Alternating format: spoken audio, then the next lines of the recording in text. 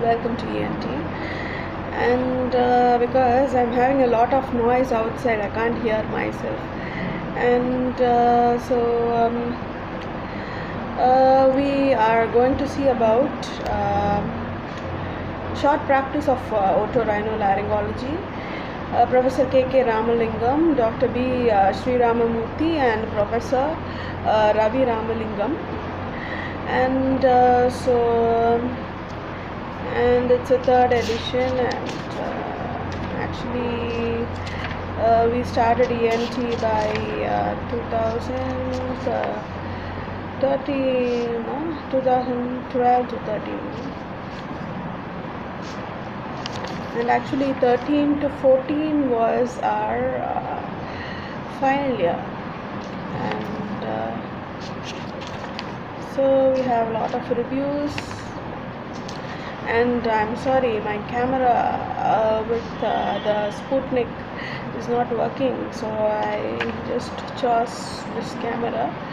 And also my camera on Rohini, it's also giving a lot of HD higher definitions, so I'm taking out. So there are contents about the ear and nose and PNS, larynx, pharynx, tumors in ENT, trachea and esophagus, and recent advances and miscellaneous. So we'll see about 2 videos of 1 hour length with the ENT and ophthalmology. I have finished community medicine, and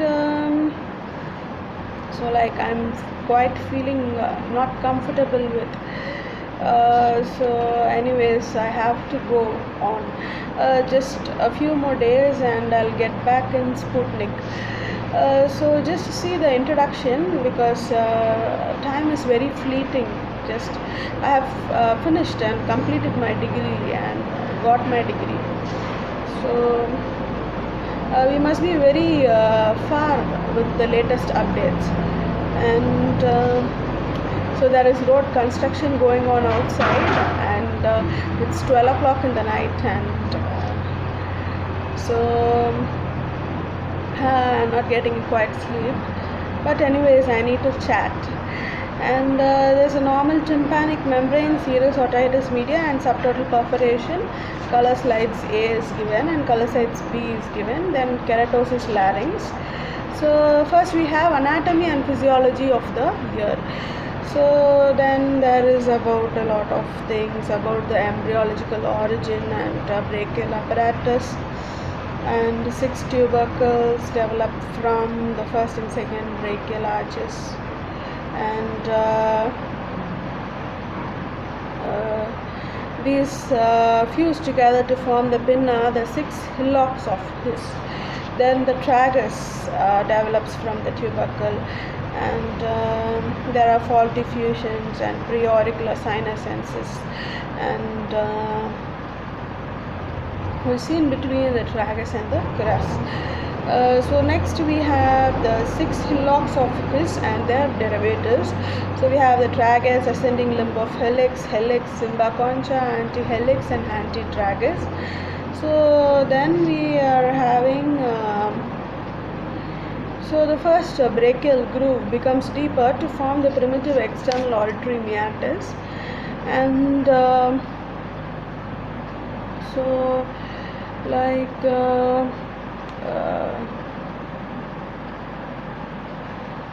so there is a solid core of epithelial cells in the Sapari canalization process, and congenital atresia and the ossicles, and there's a formation of the tongue and the diverticulum and proximal, distal, and mastoid pneumatizations, and so next we are having the Meckel's cartilage.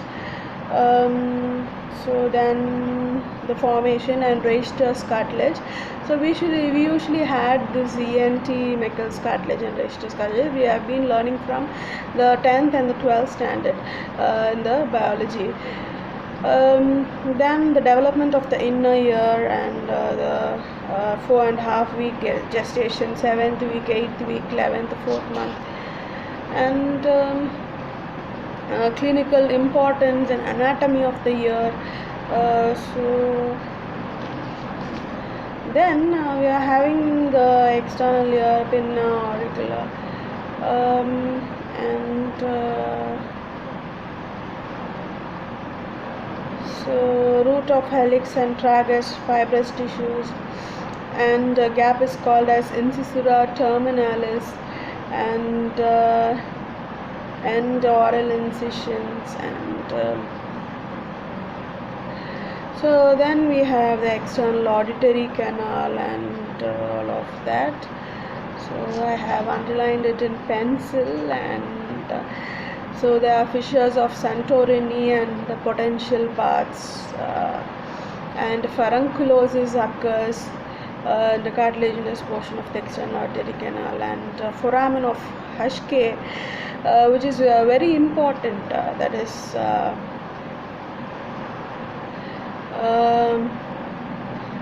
as a part of anterior inferior part of bony meatus, may be present as a dehiscence, permitting infections to and from the parotid. So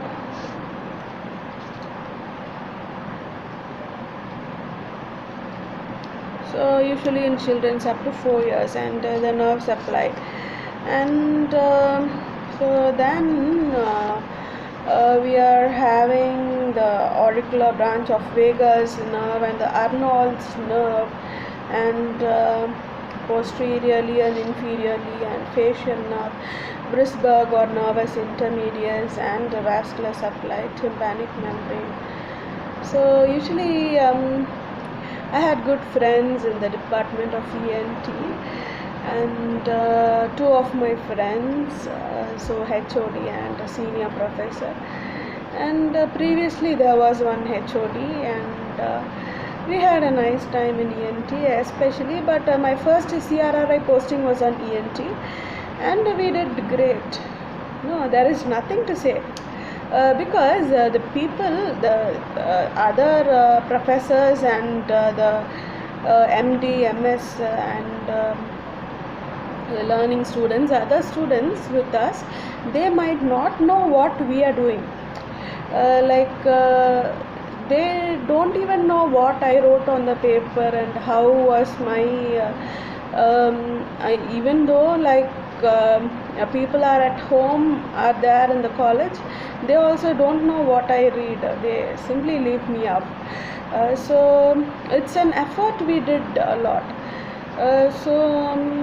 And I was questioned a lot, and but everything which I learnt, I can't put forward in the department. That was the one minus point we had. We had no time.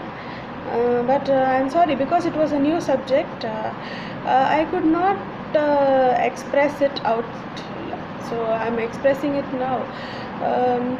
So whenever I have time, I would like to read. And anyways, if I didn't get a certificate for this by now, I'll get it later. That's no matter. So tympanic membrane is divided into two parts, pars tensa and pars flaccida. So what I love about the words in ENT, then better than ENT, and even in ophthalmology, it's somewhat better than the medicinal other words, because it is somewhat related to Tamil words and old Tamil, and it was quite, and also synchronizing with English. So then we have the tympanic sulcus and notch of Ravenius, and glistening gray in color. So I had a feeling of, and still I'm thinking of the old Egypt, because even though I was on the market road to the college, still all my memories with Egypt was lying with the ENT. So it was a beautiful portraying one, and we had tours, country tours also. My father was taking along, but when I entered myself, I had a good opportunity to see all these, especially in Romania, we have this ear. So if you go inside, so it's a set like so that if you go inside and see, it will be like you are standing inside the ear, and you can speak aloud and get the words reflected, like resounded to you. And so in Tamil they say it as ediroli, echo. And so pars flaccida, shrapnel's membrane, and the superior part of tympanic membrane is dull red in color, so all of the things. So this shrapnel's membrane, and it's separated from pars tensa by the anterior and posterior malleoloid folds. So I had not prepared it previously. I am just saying it up with my knowledge. I can't forget this because it's about I need to mug it up, take into my mind, and then produce it in the papers. So this is not possible to forget. But as time passed by, lightly it would be like into a new form in my mind. So I'm just fastening it out as soon as possible to record, to get the exact picture of what has happened and how was this reading. And so next is the nerve supply and all of that. It's like it's separated from pars tensa by anterior and posterior malleolar folds. Here the fibrous layer is deficient. It is flaccid to allow movement of head of the malleus. So only knowing only a few words about the ear and only the structural words, completing the entire ENT book was a very tough task, and it was very easy with the language. Nothing happened, and it was entirely a blessing only, I could say. And middle ear cleft. So previously, if you had taken lessons to me previously before my studies in arts college, I would have certainly done it as the same performance. And so it's like middle ear cleft is given. And so next we have walls of middle ear structures and the landmarks. So we have the anterior, we have canal for tensor tympani, eustachian tube opening, canal of huge ear. It's like huge ear, and Glaserian fissure. So then we have posterior, we have additus and antrum, and fossa incudis, and pyramid and opening for chorda tympani, and lateral was scutum, tympanic membrane, tympanic bone, and medial is horizontal part of the seventh cranial nerve, and the processes cochleariformis. And I must check out whether the video is going on because it's a great problem I have with my devices. And even though it's a new device, I'm getting off a lot. I'm afraid about the devices. Not it's going to blast off, but it's like whether it's running or not. And and also I must be sure about the audio, but it's coming out quite well. Okay, make to improve the audio, make some take some special device apps or devices to increase the volume. So this would be a quite volume less only. And because I can't shout, I need to read out. And next we have the medial horizontal part of the seventh cranial nerve, processes cochleariformis, and promontory basal turn of the cochlea. Then we have the roof, the tegmen tympani, bone over the jugular bone, jugular bulb. So then we have walls of middle ear. So just like after reading pathology and the second year, this was quite easier and faster. So I could do it better. And so then we have the structure, attic, ET, tensor tympani, hypotympanum, stylomastoid foramen, posterior cranial fossa, temporal lobe, adductors and mastoid. and all of the things. So then we have the roof, tegment tympani, and floor, lateral wall, anterior wall, and canal of Hilgier and glacier, and so the Glazerian fissure. And so in the anterior wall, so it's like so there is above is the opening for tensor tympani, and below is the opening for the eustachian tube. Two more openings are present, the upper being the canal of Hilgier that transmit the chorda tympani from the middle ear, and the lower opening is called as the Glazerian fissure, which transmits the tympanic artery and the anterior ligament of the malleolus. Okay, that's all. And then we have medial wall. Then there are three depressions separated by two bony ridges, namely ponticulus and subiculum. And then we have the fenestra vestibuli. It is the groove above the ponticulus, the oval window region, so which is closed by the foot plate of the stapes. Then we have the groove below the subiculum is round window region, fenestra cochlea, which is sealed by secondary tympanic membrane, round window membrane. So the since I was not using a mobile with a good camera. Previously I was using during ENT I was using Nokia Asha, and I had a camera, but I was not not having a network, a proper network connection. If so I would have taken a lot of videos, but I had not to do it. I was not interested. Then we have the facial recess. Then so let's read about the facial recess. So this is bounded laterally by the posterior superior part of the tympanic annulus, superiorly by short process of incus in the fossa incudis, and medially by vertical part of the facial dome. This recess is explored during posterior tympanotomy procedure, which is widely used during cochlear implant surgery and combined approach tympanoplasty. So then we have the posterior wall, mesotympanum, epitympanum, or the attic. So we have the Prusac space situated in the attic between pars flaccida laterally and the head and the neck of the malleus medially. Lateral malleolar ligament anterior superiorly and anteriorly posterior malleolar folds inferiorly. So it is a site of formation of primary acquired cholesteatoma, so a pathological condition. So next we have the hypotympanum.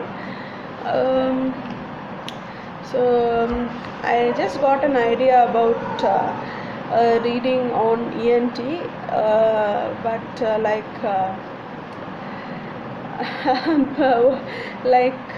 just 1 week before I was starting my camera, but it did not turn off. Previously I had some data loss in it, so the data is stored in it, and I have relieved it all, and I have extracted the data out, but still the problem is with the Sputnik, because of some internal battery problems, and these new devices shut down easily. So today I was seeing all my friends in a hotel, so it was nearby only, but it was looking like my Sankari hotel, and so suddenly in dreams, so I got a remembrance and started reading this. So then it contains glomus body and the bulge produced by the jugular bulb. And so then we have protympanum, then contents of the middle ear cavity, and so we have the facial nerve and its relation to the middle ear structures, which is the anatomical one. Dome of LSCC, horizontal part of seventh nerve, processes cochleariformis, canal for tensor tympani, promontory, oval window, pyramid, round window, and eustachian tube. So then we have ossicles, malleus, incus, stapes. Then we have the muscles in the tympanic cavity. So these are small bones in the ear. And a lot of these are related to the lightning, I think. So very important about these are very much related to the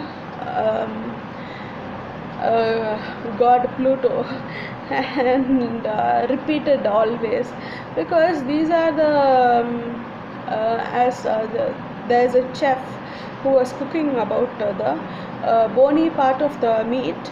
So cartilages, he was cooking the cartilages, and he was mentioning about, so it is always repeated about the malleus incus and the stapes. So these are the cartilages, but cartilage like bones, as we already read. So these are cartilages which turn into bones when there is a problem or a nerve or some malfunction. So it has modifications, and so then we have muscles in the tympanic cavity, tensor tympani, stapedius muscle. So the pathology is also related with the moon and the phases. So then we have the mucous membrane of the middle ear cavity and the nerve supply. Middle ear mucosa is supplied by the tympanic plexus, formed on the promontory by Jacobson's nerve, a branch from the glossopharyngeal nerve, and superior and inferior carotoceo-tympanic nerve from the sympathetic plexus on the wall of the internal carotid artery. So then we are having mastoid process and the air cells. Then we have pneumatization and cellular sclerotic, diploic, and the mastoid antrum. Pneumatization is a process of hollowing out of the mastoid temporal bone by extension of epithelial sac from middle ear. The extent of pneumatization depends on the environment. So it's like hollowing out of the mastoid temporal bone by extension of epithelial sac from the middle ear. And so something like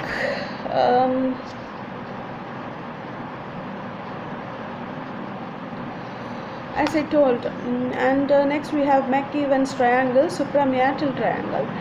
So that's an anatomical one. This is cornus septum is there. The petrosquamous suture may persist in adult life as bony plate forming a false boundary of antrum. This is cornus septum. This may mislead surgeons, leading to incomplete removal of the disease. So that's a process, and so it's a surgical landmark. And so the anatomy of the temporal bone is given, and the various groups of air cells are given.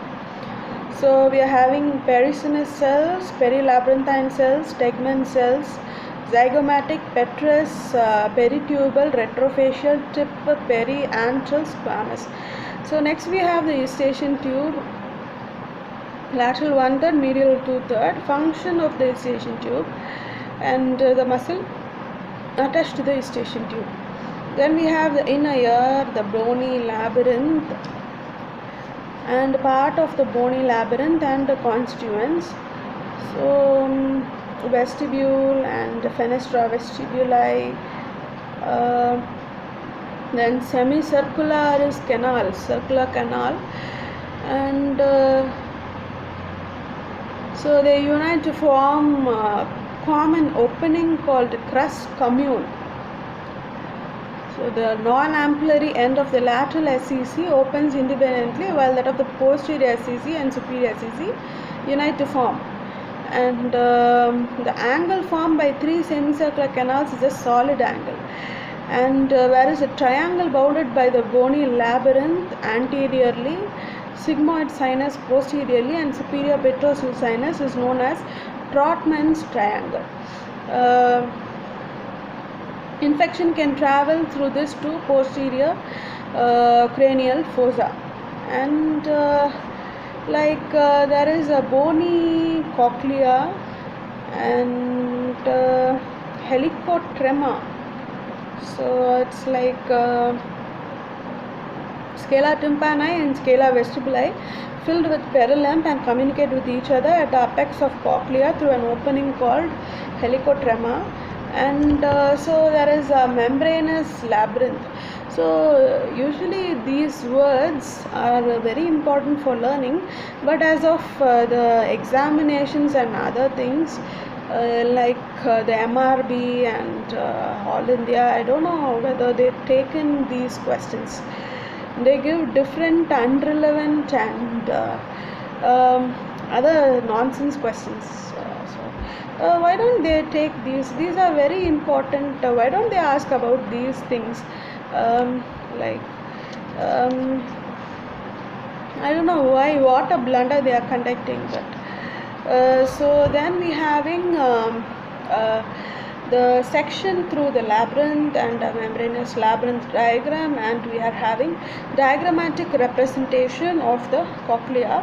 So cochlear duct is connected to the saccule by ductus reunions. So that we know earlier. And there are organs of Corti, and there is a tectorial membrane and hair cells, supporting cells, and vestibular labyrinth. Then we are having crista ampullaris of the 3 semicircular canals. So cross section through the cochlea is given, and macular sensory organ of utricle and the saccule.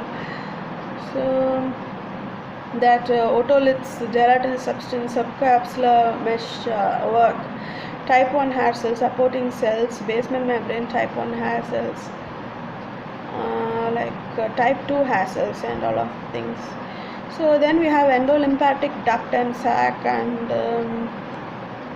defective absorption of the endolymph may lead to hydrops of the scala media and membranous labyrinth, that is the Meniere's disease.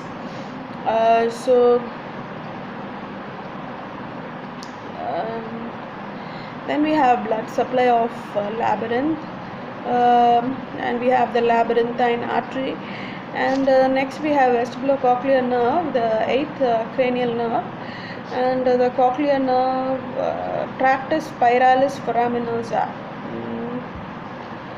So there's an opening, and next we have the vestibular nerve, and physiology of the ear, hearing, sound conducting apparatus, middle ear, sound pressure transformation is mainly done by hydraulic ratio of the middle ear, and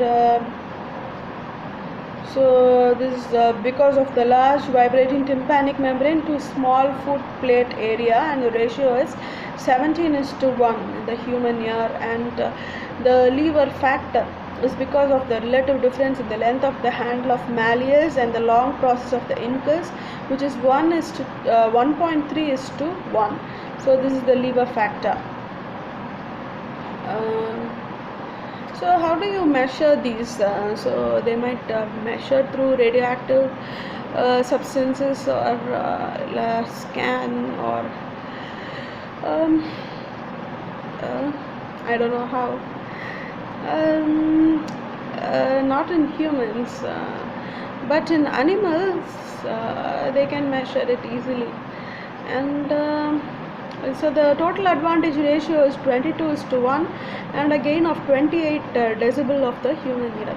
Round window protection and hearing by bone conduction, and translatory mechanism and compressional mechanism. Then we have the sound perception.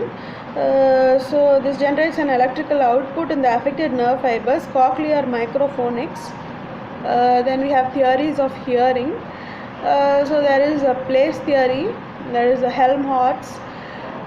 According to this theory, each pitch has its own separate place on the basilar membrane. So like Scooby-Doo has started his work. He started Bow.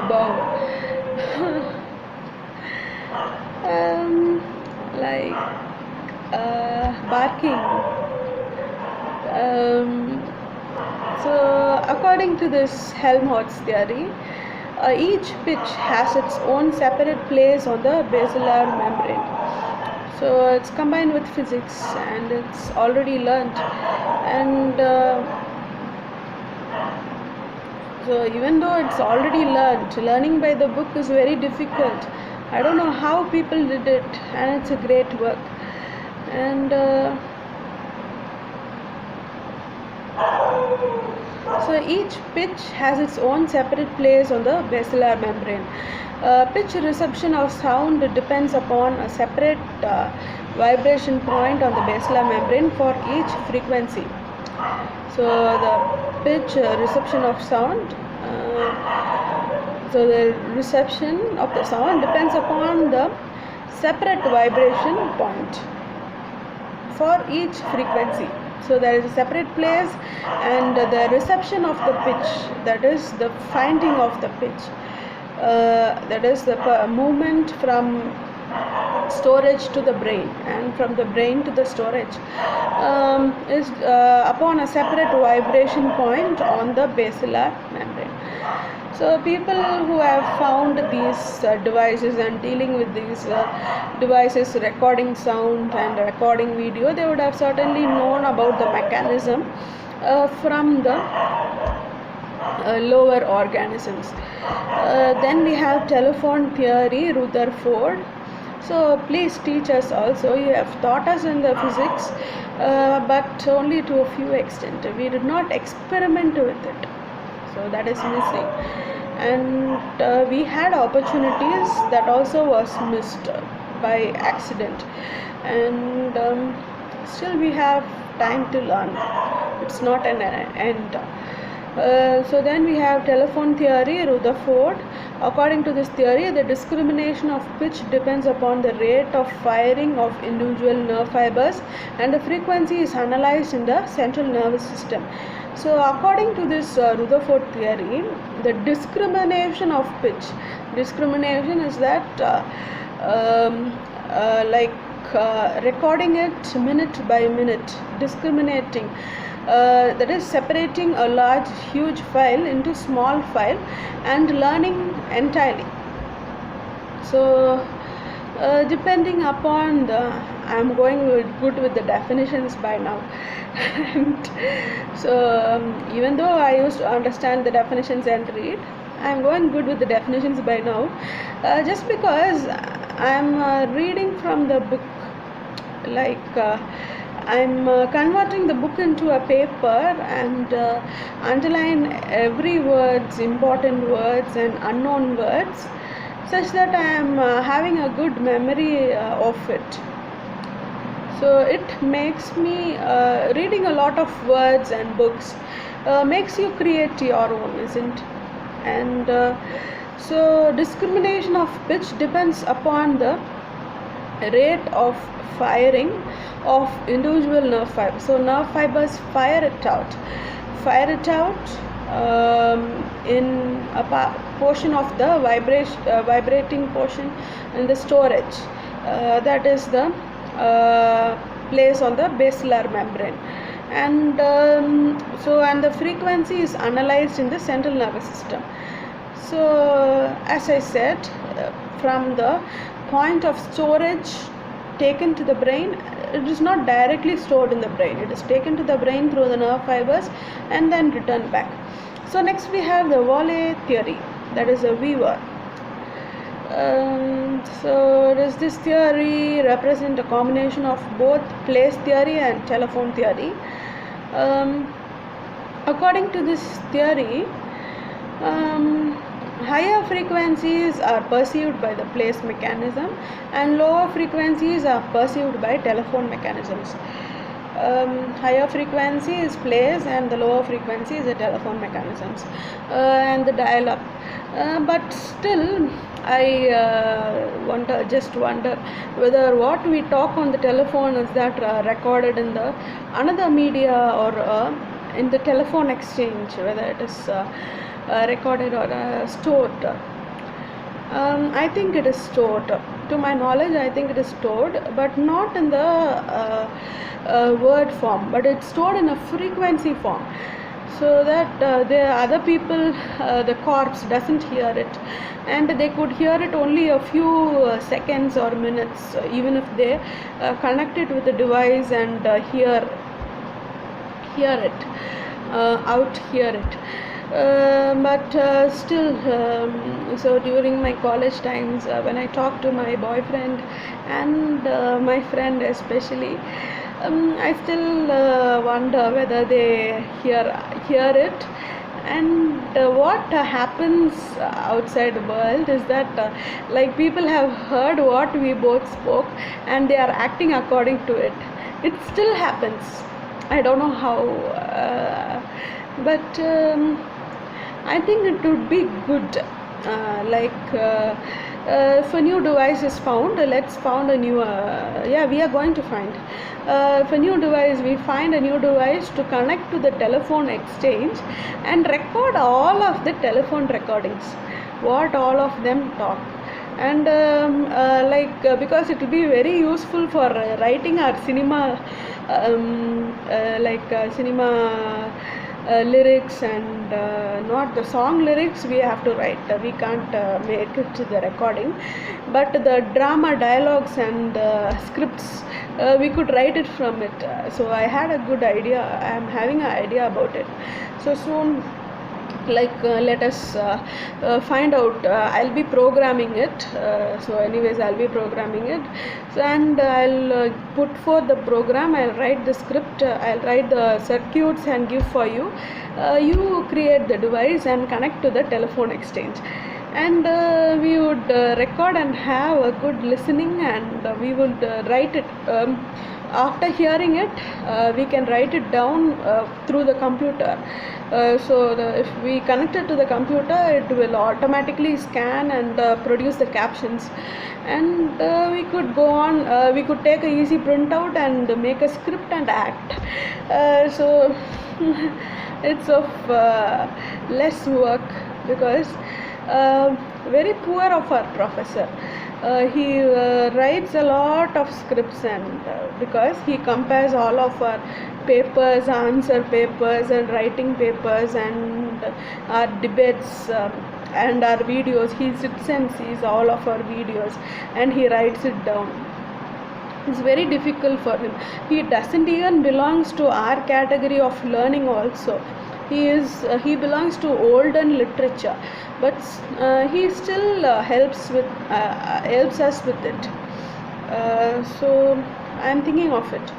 We'll make it a success. So next, but it has cost effective. It will have cost, but writing dialogues, and it takes a lot of amount for us, isn't it? So this is very easy.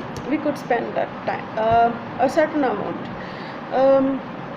And next, we are having this traveling wave theory. It is von Bekkesky. This work of von Bekkesky was awarded the Nobel Prize. This theory explains that sound waves starting at the oval window produce vibrations which travel along the basilar membrane. The amplitude of wave is maximum at the frequency of sound. While traveling further, the magnitude decreases and dies. Listen to it. It's about the vibrations. The amplitude is maximum at the frequency of the sound. While traveling further, the magnitude decreases and dies. So the magnitude decreases and dies, so giving rise to this photoic or radioactive effect. So he is saying about the evolution and formation of the picture. He is very proud about it. Yeah, we must be certainly proud. Even though we are not entirely seen on a TV or a phone or a recording. We are about certain about at least half of what is in the appearance is seen in the. We could get a capture. And it's a kind of a memory storage, and and I'm having good times with it, and it's also like a meditation, and So the higher frequencies are represented at the base of the cochlea and the lower frequency at the apex. So in the base of the cochlea, higher frequency, and at the apex, the lower frequency.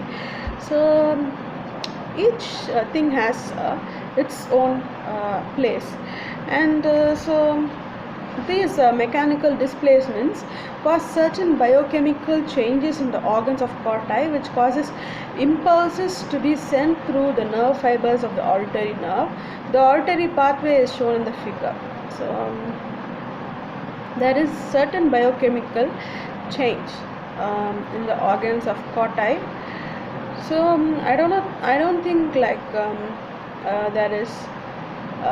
there might be a lot of change in these bony things, but only a few biochemical change, maybe like a putrefaction or something like this, rigor mortis. It might be only two of the things.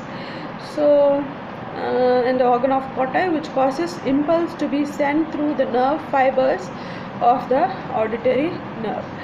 So what happens with these nerve fibers? They shoot out, and the firing happens, and these muscles, fibers, and these bony like cartilages, they can resist a lot of shootout. But in certain conditions, if it is a muscle, then what happens is that there is this atrophy, pathological change, and so next we have physiology of vestibular system. So then we are having the equilibrium of body is maintained by coordination of three systems: vestibular apparatus, proprioceptors, and the vision, eyes. And loss of any two leads to severe problems with posture and balance. Vestibular apparatus consists of semicircular canals, utricle and saccule. Then we are having the definitions. Then we are having mechanism of stimulation of the labyrinth, and that ends our first chapter. Then next we are having symptoms of the ear disease. So we are having ear pain, otalgia, so Ramsay-Hunt syndrome, and meningitis bullosa. So on seeing this word Ramsay, I remember about Gordon Ramsay. He is a #1 chef in the world, and so next we are having deafness and autophony, abnormal sound perception, and the patient hears his own voice or breath sounds loudly. This occurs with a patulous eustachian tube. So a patent eustachian tube, maybe by birth or by aging, and autophony. So next we have discharge otorrhea. Then bluish green color of discharge indicates Pseudomonas infection. Then we are having CSF otorrhea after head injury. There is clear, watery, profuse discharge, and a lot of things are given. And next we are having itching caused by otitis externa, and tinnitus.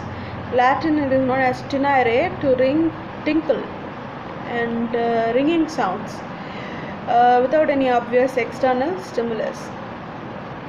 Any disease in the ear can cause tinnitus. Then we are having vertigo. So it's a broad term, subjective sense of imbalance.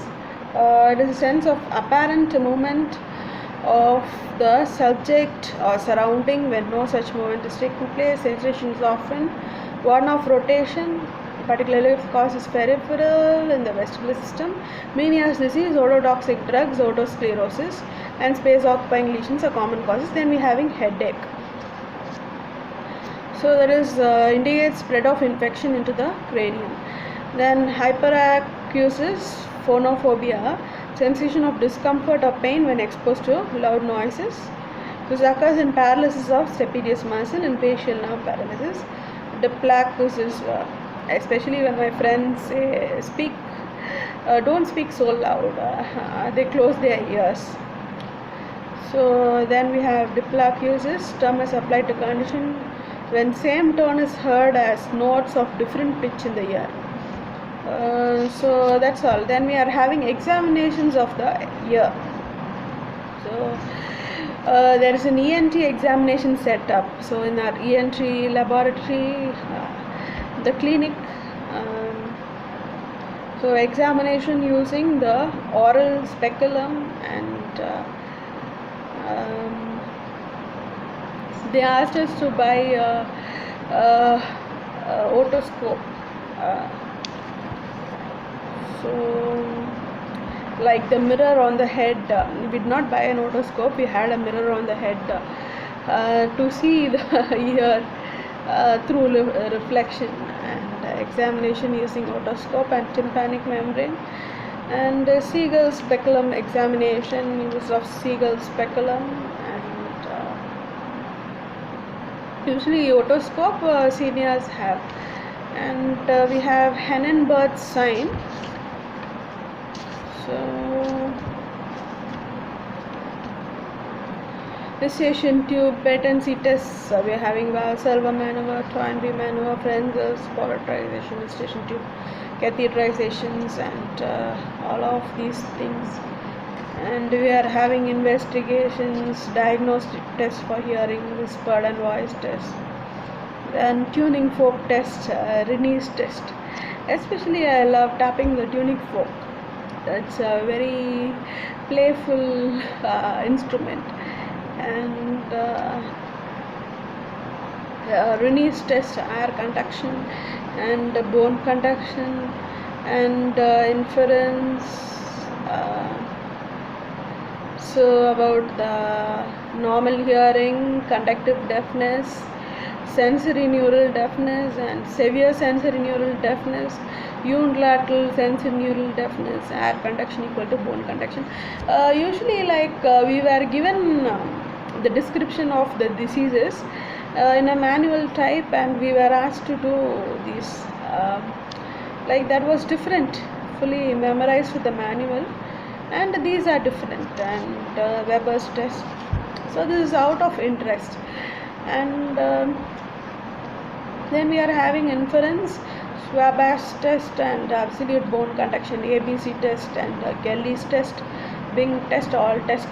Then audiometry and method of masking, and pure tone audiometry, speech audiometry, and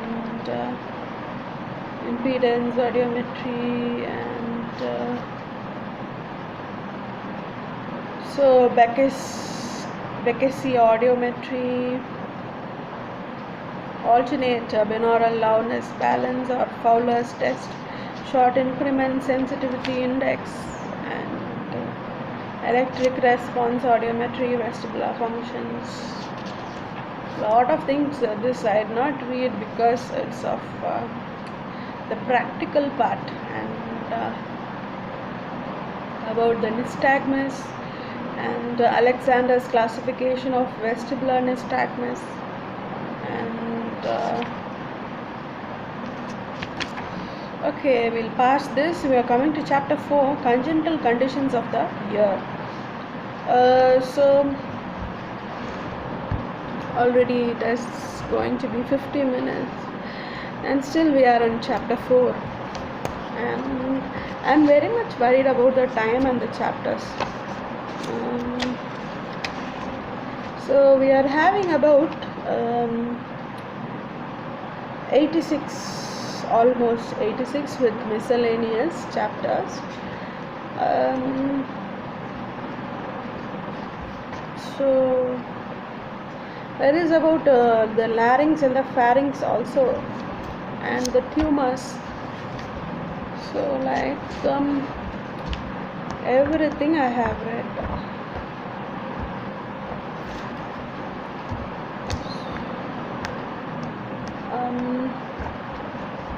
I have read up to chapter 52. 52, no, 54, I think, up to chapter 54, and later I did not read.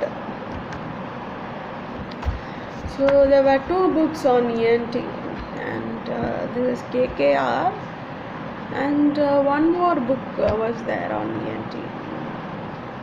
I was reading that also. So this is a very nice book, and so we are having the congenital abnormalities of the auricle. Causes is hereditary, drugs, irradiation, viral infection, rubella. And anoxia is complete absence of the pinna. Microtia, small rudimentary auricles. Synotia is auricles are joined beneath the mandible.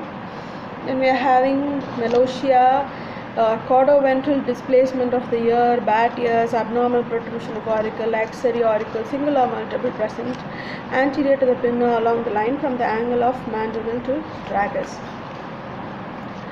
So we are having external auditory canal deformities, that is aplasia, stenosis, congenital preauricular sinuses associated with the brachial cleft fistula and coloral fistula,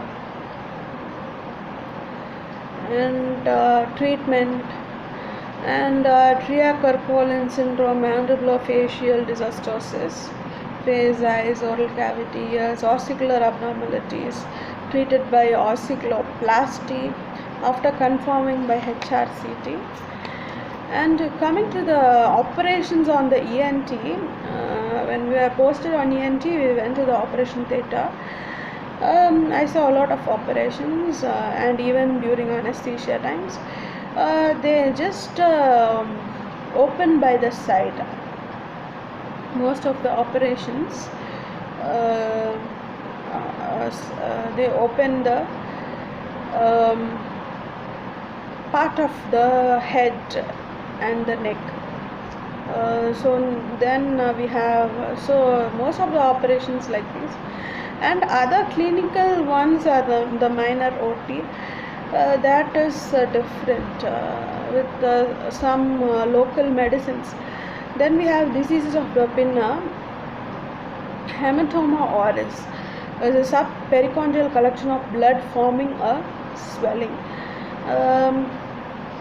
Then we are having seroma. So if the swelling is large, blood will clot and serum causes a seroma. And sometimes there is suppuration, perichondritis, destruction of cartilage, and finally fibrosis. They take place producing a cauliflower ear, and the treatment is given. Then we are having pseudocyst of the ear.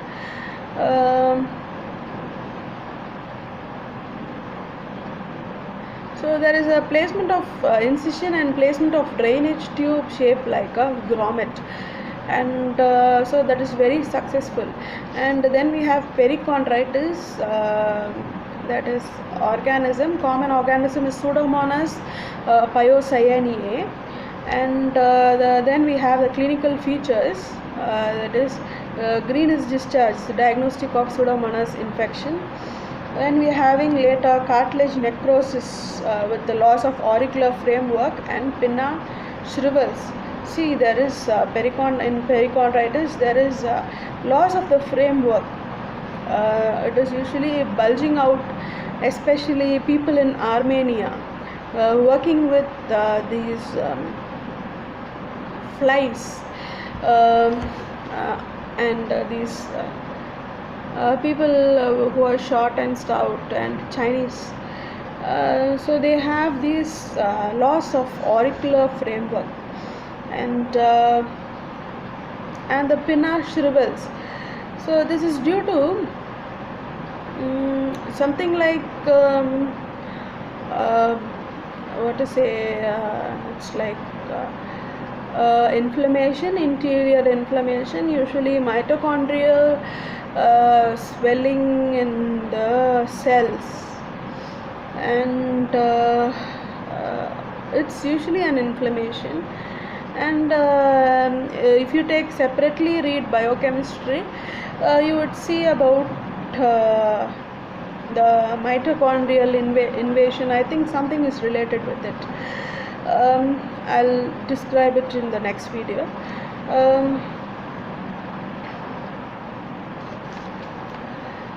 So next we are having treatment. 1.5% acetic acid and garamycin is helpful. So others are carbenicillin or garamycin, ciprofloxacin, and then we are having frostbite, which is almost a common condition. Is this frostbite seen mostly in the village areas, especially in the Zimbabwe, Antora, the Pulavari district. So Pulambatti, Pulavari, all same.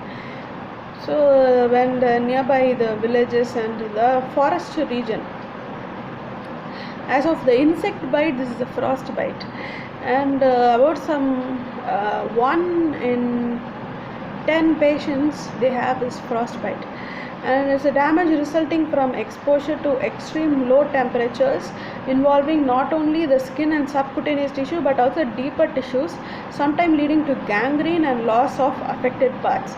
Along with other infection, it leads to gangrene. And pinna, tip of the nose, fingertips, etc. It is marked by persistent ischemia, secondary thrombosis, and livid cyanosis. So then you are having epidemiology, and treatment of frostbite consists of usually affect people living in cold climates, North Pole, South Pole, armed force personnel in very cold climates. So injury in pinna due to frostbite is difficult to treat. So erythema of auricle to complete necrosis of the pinna. So then treatment as usual, always all these mycins and floxacins, and so use of heparin to prevent venous sludging and intravenous clotting is recommended, though it is controversial. Then next we are having keloids. So during the repair of any injury, skin heals with excessive scar tissue, but within the limits of the incision or wound, it's called as hypertrophic scar. So I think ENT forms a part of surgery, and but entirely when it comes to surgery, we completely forget about this. See, that looks different. That is like orange sand. This is golden sand, and we can't mingle with it. Even if we mix with it, the appearance is different, and also our marks. So it's called a hypertrophic scar, and so intralesional injection of triamcinolone, and so to see about these medicines, to get the license for the medicines, and to celebrate their victory and selling their profit on these medicines on the mining region, they shape it into the shape of the earth, like the ear, the brain, the picture of the brain, and different celebrations are going on, and a lot of welcomes. And so there is a picture of keloid of the pinna and the helix. Then the tumors of the auricles are papilloma, chondroma, malignant squamous cell carcinoma, basal, and malignant melanoma. So then we have diseases of the external auditory canal. So like with this I'll end my first video. Next we'll see the second video about the ENT, and then move on to ophthalmology, which is very important. Thanks for listening, and I have a lot of things to say, and keep going. Happy Corona.